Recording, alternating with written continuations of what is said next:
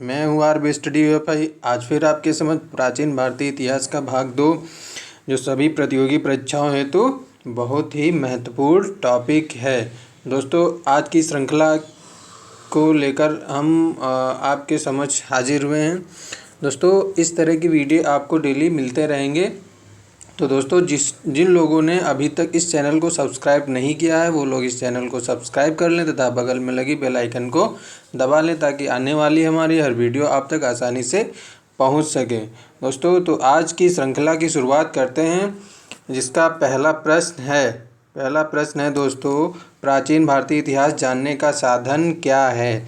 जो हमारी भारतीय इतिहास है, इसको जानने के कौन कौन से साधन हैं जो सबसे इनमें से प्राचीन हैं। तो वो दोस्तों आपका कौन सा है? पुरातात्विक साधन है, साहित्यिक साधन है, विदेशी लेखक एवं यात्रियों का विवरण है, या फिर इनमें से सभी है।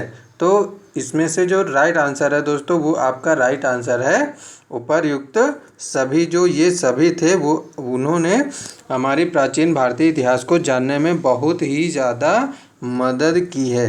अगला प्रश्न देखते हैं, निम्नलिखित में से ऐतिहासिक साहित्यिक साधन नहीं है। कह रहा है कि ऐतिहासिक साहित्यिक साधन है, जो इतिहास से संबंधित साधन नहीं है, इसमें से आपको बताना है। ब्राह्मण ग्रंथ एवं बौद्ध ग्रंथ, ये तो दोनों दोस्तों साहित्यिक ग्रंथ हैं।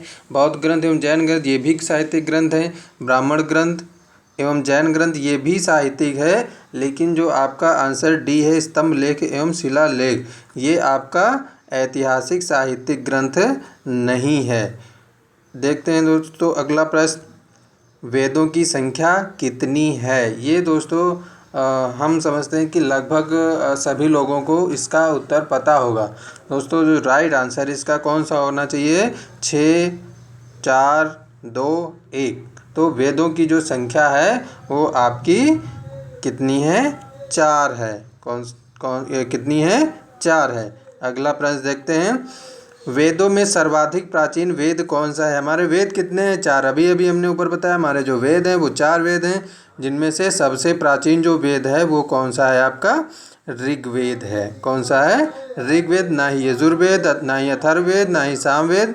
तो इसमें से दोस्तों जो सबसे प्राचीन वेद है वो है आपका ऋग्वेद है। अगला प्रश्न देखते हैं, ऋग्वेद जो था वो सबसे प्राचीन है और हमारे वेद 4 हैं। और जो ये रचा गया था वो कौन से ईस्वी में रचा गया था? इसकी रचना किस ईस्वी में हुई थी? 1000 से 1500 ईस्वी के बीच में, या फिर 1500 से 1000 के ईस्वी में, या फिर 1400, 700, या फिर 1200, 700। तो इसमें से जो राइट आंसर है दोस्तों, वो कौन सा है आपका? 1500 से 1000 ईस्वी के बीच में इसकी रचना हुई थी। अगला प्रश्न देखते हैं, ऋग्वेद से साम रखने वाला ग्रंथ कौन है। मतलब ऋग्वेद से जो संबंधित ग्रंथ है वो इनमें से कौन सा है? वैदिक ग्रंथ है, या फिर यजुर्वेद है, चीनी ग्रंथ फोकाक्यू ये है, या फिर चीनी ग्रंथ शियुकी है, या फिर ईरानी ग्रंथ जेंद अवेस्ता है। तो इसका जो दोस्तों राइट आंसर है वो ऋग्वेद से जो संबंधित था वो कौन सा है? ईरानी ग्रंथ जेंद अवेस्ता था। अगला प्रश्न देखते हैं, ऋग्वेद संबंध रखता है, अब ये भी है, ऋग्वेद हमारा सबसे प्राचीन वेद है, जो 4 वेद हैं। तो ये और किससे संबंधित था? आर्यों से संबंधित था, कुषाणों से संबंधित था, दोनों से, या फिर इनमें से किसी से भी संबंधित नहीं था। तो ये दोस्तों किससे संबंधित था? ये आर्यों से संबंधित था। अगला प्रश्न देखते हैं, कृष्ण यजुर्वेद से संबंधित नहीं है। तो कृष्ण यजुर्वेद संबंधित नहीं है, तो इनमें से किससे संबंधित नहीं है? तैत्तरीय, कपिस्थल, मैत्रायणी, वासनीय। तो इसमें जो कृष्ण यजुर्वेद था वो किससे संबंधित नहीं था। तो ये आपका जो राइट आंसर है वो वासनीय से संबंधित नहीं था। अगला प्रश्न देखते हैं, वैदिक साहित्य की रचना की गई थी, तो कहाँ की गई थी ये बताना है आपको। कुरु पांचाल में की गई थी, मिथिला में की गई थी, सौराष्ट्र में की गई थी, या फिर अवध में की गई थी। तो ये दोस्तों जो वैदिक साहित्य थी, इसकी जो रचना की गई थी वो कुरु पांचाल में की गई थी। अगला प्रश्न देखते हैं, प्रश्न में निम्नलिखित में से ब्राह्मण ग्रंथ कहा गया है। तो जो ब्राह्मण ग्रंथ कहा गया है ये किसको कहा गया? विश्वकोश को, धर्म ग्रंथ को, ऐतिहासिक ग्रंथ को, या फिर वेदों की टीका यानी वेदों के बारे में जो टिप्पणियाँ की गई, टीकाएँ लिखी गई उसको कहा गया। तो इसमें जो दोस्तों राइट आंसर है वो आपको बताना है। तो इसका जो राइट आंसर है वो है वेदों की टीका को हम कहते थे।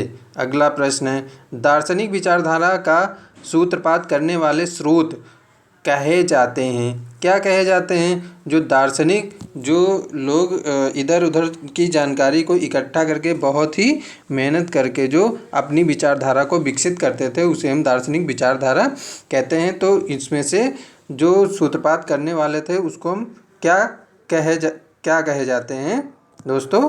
क्या कहे जाते हैं? उपनिषद कहे जाते हैं, उपनिषद कहे जाते हैं, आरण्यक कहे जाते हैं, पुराण कहे जाते हैं, या फिर वेद कहे जाते हैं। तो इसमें से क्या कहे जाते हैं? बी, आरण्यक। जो आपका राइट आंसर है वो आपका बी, आरण्यक कहा जाता है। उपनिषदों की संख्या, वेदों की संख्या तो अभी अभी हमने दोस्तों 4 बताई है।